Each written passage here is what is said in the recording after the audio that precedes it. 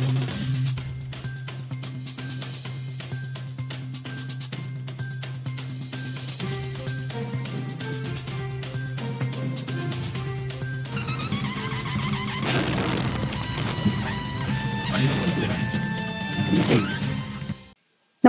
आपण पाहता हिरकणी न्यूज.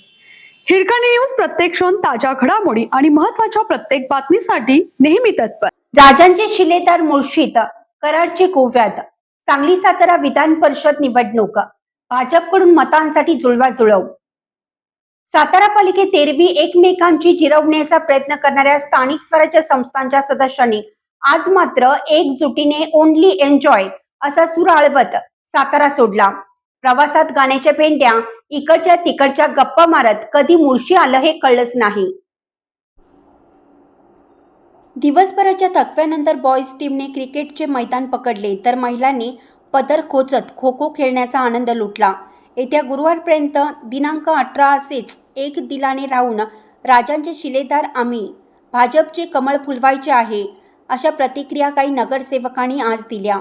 सांगली सातारा स्थानिक स्वराज्य संस्था मतदारसंघाच्या विधान परिषद निवडणुकीत दगाफटका टाळण्यासाठी भाजपकडून दक्षता घेण्यात येत आहे. आज जिल्हा परिषद, सातारा पालिका, मेढा नगरपंचायत पदाधिकारी व सदस्य तसेच सातारा व मेढा पंचायत समितीच्या पदाधिकाऱ्यांची टीम एक मोठी आणि एक छोटी बस तसेच 3 खासगी वाहनांमधून मुळशी येथे पर्यटनासाठी गेल्याची चर्चा राजकीय वर्तुळात सुरू होती.